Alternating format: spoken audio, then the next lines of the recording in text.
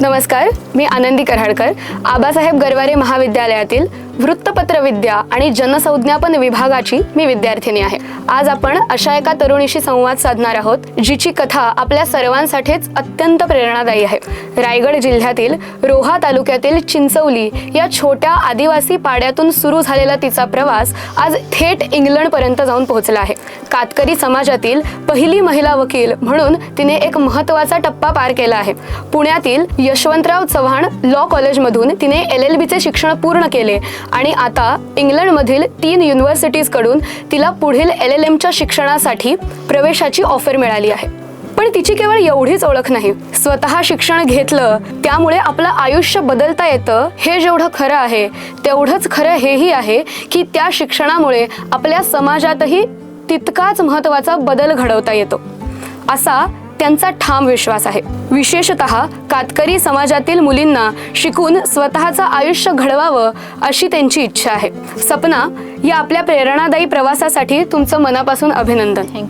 आज तुमच्या प्रवासाबद्दल, तुमच्या विचारांबद्दल आणि तुमच्या पुढील स्वप्नांबद्दल गप्पा मारायला आम्ही उत्सुक आहोत। तुमचं खूप खूप स्वागत। धन्यवाद। आजचा हा काळ जर आपण बघितला तर या काळामध्ये डॉक्टर, इंजिनियर किंवा एखादे प्रशासकीय अधिकारी हे सगळे पर्याय आपल्या समोर असताना आपण कायद्याचं शिक्षण घेण्याचं का ठरवलं? त्यामागचा नेमका यामागील खूप मोठं कारण आहे, कारण तर कातकरी समाजावर महिलांवर जे अत्याचार होतात त्यांना न्याय मिळवून देण्यासाठी मी लॉ करण्याचं ठरवलं। अच्छा, ठीक आहे। तुझ्या आयुष्यात शिक्षणाचं महत्त्व काय आहे? म्हणजे तू ज्या समाजातून येतेस त्या समाजामध्ये मुलींचे बालविवाह होतात किंवा अशा काही कारणांमुळे शिक्षण अर्धवट राहतं। मग तू पुढे शिक्षण घेऊन आता तू इंग्लंडला चालली आहेस, मग हे सगळं कसं काय घडलं? जेव्हा मी आश्रमशाळेत होते तेव्हा मला समजलं की पुढचं शिक्षण का महत्त्वाचं आहे आणि त्याच्यावरच मी ठाम राहिले की मला अजून पुढं खूप शिकायचं आहे। जे महिलांवर अत्याचार होतात त्याच्यावर काम करायचं आहे। तर मी माझं शिक्षण न थांबवता मी पुन्हा म्हणजे मी 2 वर्ष ब्रेक घेतला, नोकरी केली आणि त्याच्यानंतर मी पुढील शिक्षण सुरू केलं, कारण तर मला महिलांवर जे अत्याचार होतात ते थांबवायचे आहेत, महिलांसाठी काम करायचं आहे।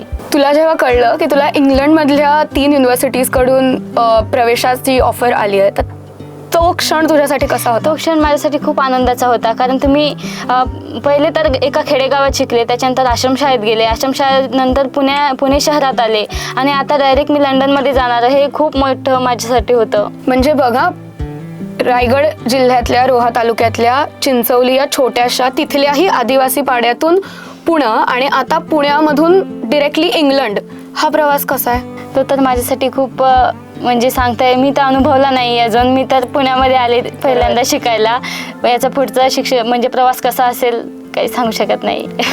पण पुण्यामध्ये शिक्षण घेऊन कसं वाटलं? म्हणजे पुणे हे विद्येचं माहेरघर आहे असं म्हटलं जातं। पुणे हे विद्येचं। या पुण्यामध्ये शिक्षण घेऊन तुला कसं वाटलं?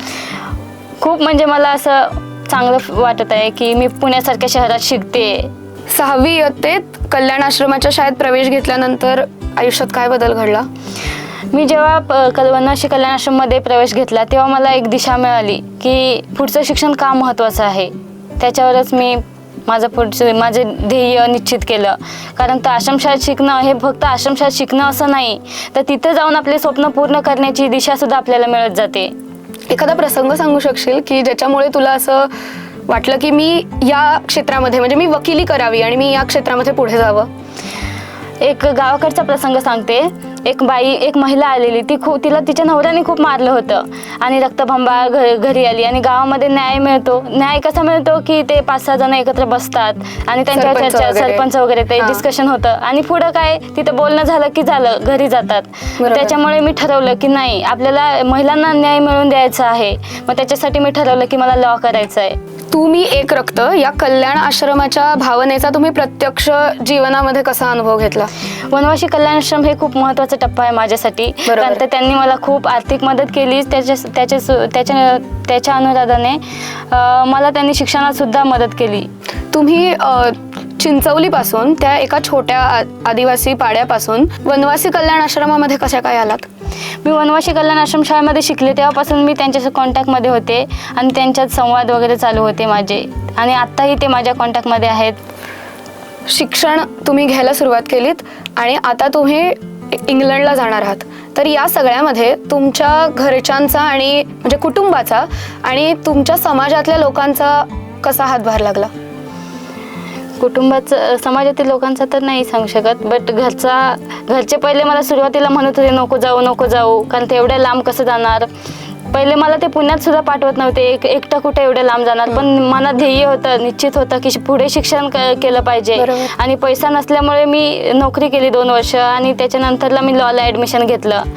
तर घरचेही सुद्धा आता सुद्धा नको म्हणतायत, पण मी त्यांना मनवलंय की तुम्हाला जायचंय, मला इंग्लंडला म्हणून. जायचंय. इंग्लंडला जायचं हे तुम्ही निश्चित केलं, पण तिथून परत आल्यानंतर तुमचं काय स्वप्न आहे? मला परत आल्यानंतर माझ्या समाजातील लोकांना मदत करायची आहे. जसं स्कॉलरशिप असतात, हॉस्टेल्स असतात, हे अजूनसुद्धा म्हणजे माहीत नाही लोकांना की आपल्यासाठी सरकारने सोयीसुविधा उपलब्ध करून दिल्या आहेत. मलासुद्धा मी जेव्हा पुण्यात आले तेव्हा मलासुद्धा माहीत नव्हतं की पुण्यात गव्हर्नमेंट हॉस्टेल आहे. मी रूम करून राहत होती आणि मला ते जमलं नसतं रूम करून राहणं, कारण एवढा पैसा नव्हता माझ्याकडे. तर मला फ्रेंडकडून समजलं की गव्हर्नमेंट हॉस्टेल असतात. त्याच्यानंतर मी फॉर्म वगैरे भरला आणि मला गव्हर्नमेंट हॉस्टेलला ॲडमिशन मिळालं. तुमच्या यशामुळे म्हणजे आता तुम्ही इंग्लंडला जाताय किंवा तुम्ही त्या पाड्यापासून पुण्यात येणं ही सुद्धा खूप एक अभिमानाची गोष्ट होती की तुमच्या समाजातलं कोणीही इथपर्यंत येऊन पोहोचणं किंवा ते कायद्याचं शिक्षण पूर्ण करणं आणि त्यानंतर आता इंग्लंडला जाऊन पोहोचणं. तर या सगळ्या यशामुळे तुमच्या समाजातल्या मुलींना नवी वाट मिळाली असं तुम्हाला वाटतं का? किंवा असा काही प्रसंग, असे तुम्हाला काही फोन वगैरे आले का किंवा असं तुम्हाला कोणी भेटलं का? फोन तर मला खूपच येतात, पण माझी एकच इच्छा आहे की जसं मुलींनी 10वीपर्यंत या 12वीपर्यंत शिक्षण थांबवलं नाही पाहिजे. पूर्ण केल्यानंतर त्यांनी पुढे शिकलं पाहिजे. तर माझी एवढी इच्छा आहे की जसं मी म्हणजे माझा अनुभव लोकांनी म्हणजे माझी प्रेरणा मुलींनी घेतली पाहिजे न शिक्षण सोडता. कारण तर आपल्यासाठी खूप सुविधा आहेत, बरोबर, पण त्याचा पण लाभ घेतला पाहिजे. आणि त्या मुलींना तुम्ही काय सांगितलं? तुमच्याही मैत्रिणी असतील ना, हो, किंवा वनवासी कल्याण आश्रमामध्ये तुमच्या समाजातल्या सुद्धा मुली आल्या असतील ज्या तुमच्या लहानपणापासूनच्या मैत्रिणी आहेत, मग त्यांना तुम्ही प्रेरित केलं? हो, प्रेरित तर केलं, पण माझ्या जेवढ्या 10वीपर्यंत मैत्रिणी होते त्यांच्या सगळ्यांचे लग्न झालेत. अच्छा, हो. मग ते अजून तिथंच आहेत? हो, लग्न होऊन ते त्यांच्या संसारात आहेत. ओके, पण मग त्यांनी तुम्हाला फोन वगैरे केले की फोन हे वगैरे सगळं केलं? बघून? हो, कॉंग्रॅच्युलेशन वगैरे त्यांचे कॉल वगैरे आले. मग त्यांना असं वाटलं तुमच्याकडे बघून की आता आम्हाला पण पुढचं शिक्षण घ्यायला हो, पाहिजे? असं एक फ्रेंडचा कॉल आला होता. तिने विचारलं पुढे काय करायचं, कसं करायचं, असं सांगितलं मी तिला पुढे शिक्षण घे असं तसं. ठीक आहे. आज जर तुम्ही कातकरी समाजाकडे पाहिलं, हे सगळं घडल्यानंतर किंवा एवढ्या सगळ्या मोठ्या बदलानंतर त्या समाजामध्ये काय बदल घडलेला तुम्हाला दिसतो? बदल, हा, समाजामध्ये बदल तर घडला पाहिजे मेन म्हणजे, कारण तर आमचं समाज आहे हे स्थलांतरित होतं ऊसतोडीसाठी, लाकूड तोडीसाठी किंवा कोळसा भट्टीसाठी. तर ह्याच्यात बदल होणं खूप महत्त्वाचं आहे. ठीक आहे. उच्च शिक्षणासाठी तुम्ही इंग्लंडला जाणार आहात, पण तिथून परत आल्यानंतर तुम्ही स्वतःला कुठे बघता? म्हणजे तुम्ही काय करत असाल पुढच्या 5-6 वर्षांनंतर? पुढच्या 5-6 वर्षानंतरला मी म्हणजे असं बघते की मी समाजासाठी काम करत असेल, त्या सगळ्या मुलींसाठी आणि तुमच्या समाजासाठी आणि मुलींसाठी. तुमचं स्वप्न काय आहे की परत आल्यानंतर काय करायचंय? म्हणजे फक्त मुलींना शिक्षणाची एक वाट दाखवायची आहे का पूर्ण समाजालाच? फक्त मुलींनाच असं नाही, संपूर्ण समाजाला शिक्षित झाला पाहिजे. आणि त्यासाठी तुम्ही वकिलीचं शिक्षण घेतलं? हो. आणि त्यांना न्याय पण मिळाला पाहिजे प्रत्येक गोष्टीमध्ये? हो. ठीक आहे. विशेषतः म्हणजे जर तुमच्या समाजाबद्दल बोलायला गेलं तर कातकरी समाजातल्या मुलींनाही अजून शिक्षणासाठी कुठले अडथळे येतात? त्यांचे डॉक्युमेंट नसतात किंवा आर्थिक परिस्थिती असते किंवा आई वडील स्थलांतरित होतात, त्याच्यामुळे अडचणी येतात. कारण तर आई वडील गेल्यामुळे ते मुलं सुद्धा आई वडिलांसोबत ऊसतोडीला, लाकूड भट्टीला असं दुसऱ्या स्टेटमध्ये जातात.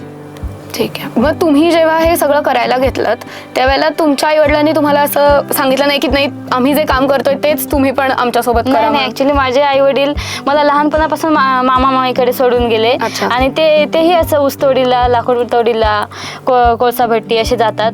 तर मामाने मला कधीच असं जाणं दिलं नाही की शिक्षण थांबव म्हणून. आज मी जे एवढ्यापर्यंत शिकले ते मला मामांमुळे शिकले. मी मामाने, मामी, आजी आजोबा यांनी खूप साथ दिली.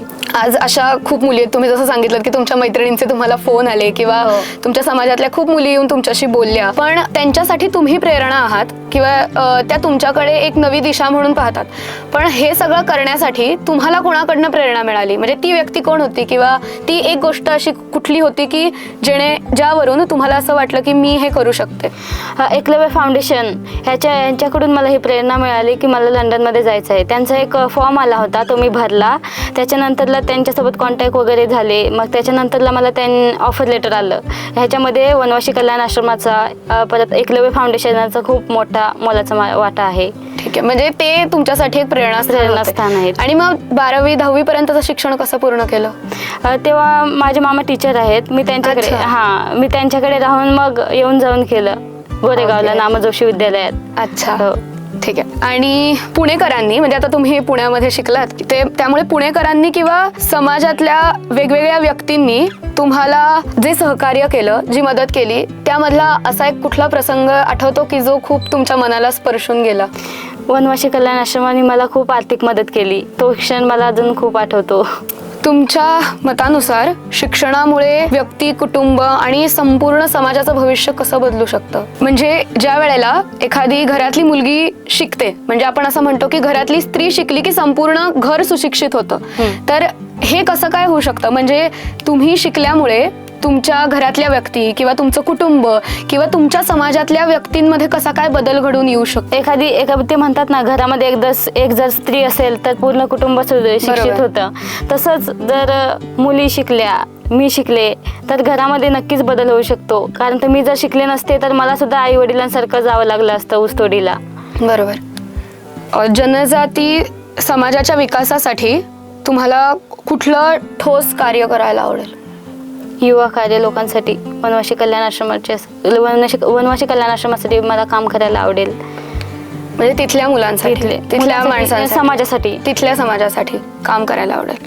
ह्याच्यामध्ये मला एकलव्य फाउंडेशन, वनवासी कल्याण आश्रम आणि महर्षी कर्वे शिक्षण संस्था यांनी सुद्धा मदत केली. हे सगळं करण्यामध्ये म्हणजे ते तुमचं प्रेरणास्थान आहे की जिथून तुम्हाला असं वाटलं की मी खऱ्या अर्थाने मी माझा शिक्षणाचा प्रवास सुरू करू शकते आणि 7 समुद्रापार म्हणजे इंग्लंडला जाऊन सुद्धा तुम्ही शिक्षण घेऊ शकता. असं ते म्हणतात ना, केल्याने होत आहे आधी केल्याची पाहिजे. बरोबर. जसं मी सुरुवात केली तशी मला दिशा मिळत गेली की पुढे काय काय केलं पाहिजे, कसं केलं पाहिजे. बरोबर. आज शिक्षणासाठी संघर्ष करणाऱ्या तुमच्या समाजातल्या, कातकरी समाजातल्या किंवा जनजाती समाजातल्या मुलींना, महिलांना किंवा कुणालाही जे शिक्षण घेत आहेत, जे शिक्षणासाठी संघर्ष करतायत, त्यांना तुम्ही काय संदेश द्याल? की त्यांनी शिक्षण थांबवलं नाही पाहिजे, पुढे शिक्षण घेतलं पाहिजे. शिक्षण हे उद्याच्या काळात खूप महत्वाचं आहे. उद्याच्या म्हणजे आजच्या काळात खूप महत्वाचं आहे. कारण जर शिक्षण असेल तर तुम्ही या जगाच्या पाठीवर उभं राहू शकता. हो, शिक्षण असेल तर नाही तर जर शिकलोच नाही तर मग असंच मोलमजुरी करावी लागेल. बरोबर. आणि त्यासाठी तुम्ही हे शिक्षण पूर्ण केलं. जर तुम्हाला तुमच्या आयुष्याचा जो प्रवास आहे, म्हणजे त्या छोट्याशा आदिवासी पाड्यामधून आता 7 समुद्रापार इंग्लंड पर्यंत जायचा हा प्रवास जर एका वाक्यात सांगायचा असेल तर तुम्ही कसा सांगाल? तिकडचा प्रवास कसा असेल मला माहित नाही, पण आतापर्यंत पुण्याचा प्रवास हा खूप म्हणजे कष्ट पण केले आणि खूप मेहनतही केली. जेव्हा मी लॉला ॲडमिशन घेतलं, माझं पूर्ण 12वीचं शिक्षण हे मराठीमधून झालं आणि इथे येऊन माझं शिक्षण पूर्ण इंग्लिशमध्ये. तर मला थोडा न्यूनगंड होता मनात की मी कसं शिक्षण पूर्ण करेल, माझ्याकडून होईल की नाही. पण ते मी सरांना विचारायला सुद्धा गेले होते, सर मला मराठीमधून घ्यायचं आहे. तर सर म्हटले नाही, तू करशील, तुझ्याकडून होईल. मग मी विचार केला की माझ्याकडून का होणार नाही, आणि मी ते पूर्ण केलं. म्हणजे मी ते इंग्लिशमधूनच घेतलं आणि आज माझं शिक्षण पूर्ण झालं इंग्लिश मीडियम मधून. म्हणजे तुम्हाला सहकार्य करणारी खूप लोक तुम्हाला भेटली की ज्यांनी तुम्हाला प्रत्येक गोष्टीत सहकार्य केलं. तेच ना, मी जर सुरुवातच केली नसती तर अशी लोक मला मिळाली नसती. बरोबर, की ज्यांनी एवढं सहकार्य केलं. हो बरोबर. शेवटी एवढंच सांगावं वाटतं की आज जर तुमच्या समोर ती छोटी सपना जर उभी केली तर तिच्याशी तुम्ही काय संवाद साधाल? तिला तुम्ही काय म्हणाल? की मी कुठे होते आणि आता कुठपर्यंत पोहोचले. बरोबर. म्हणजे त्या छोट्या स्वप्नांनी जी स्वप्न बघितली स्वप्न होती ती बघितली, आज हो, पूर्ण झालेली दिसतायत. दिसतायत. तुम्ही इंग्लंड पर्यंत जाऊन पोहोचलायत. ही स्वप्न हे लहानपणापासूनच स्वप्न होतं? नाही, माझं लहानपणाचं स्वप्न होतं की मला लॉ करायचं, म्हणजे लॉ करायचं आहे. बरोबर. कारण तर मामा सारखे सांगायचे, मामा माझे वनवासी कल्याण आश्रमाचे कार्यकर्ते अच्छा. आहेत, ते लोकांना सारखे सांगायचे तिला वकील बनवायचं आहे, आपल्या समाजासाठी काम करायचं आहे. करायचंय. तर तेव्हा मला माहित नव्हतं की वकील नेमकं काय असतं, कसं असतं. आणि मग जसं जसं पुढे शिक्षण घेतलं तेव्हा मग समजलं की नाही, आपल्या समाजाला वकिलाची गरज आहे. बरोबर. तेव्हा मग मी ठरवलं की नाही, आपण वकिलीच केलं पाहिजे. ठीक आहे. सपना, आज तुझ्याशी बोलून आम्हाला एक गोष्ट जाणवली की परिस्थिती कितीही कठीण असेल तरी आपली जिद्द, आपला स्वतःवरचा विश्वास हा सगळ्यात महत्त्वाचा असतो. आणि तुझा हा प्रवास ऐकून आम्हालाही खूप आनंद वाटला, तुझं खूप कौतुक वाटलं आणि खूप प्रेरणा मिळाली. इथे आलीस, आमच्याशी संवाद साधलास, यासाठी तुझे मनापासून आभार. धन्यवाद. धन्यवाद.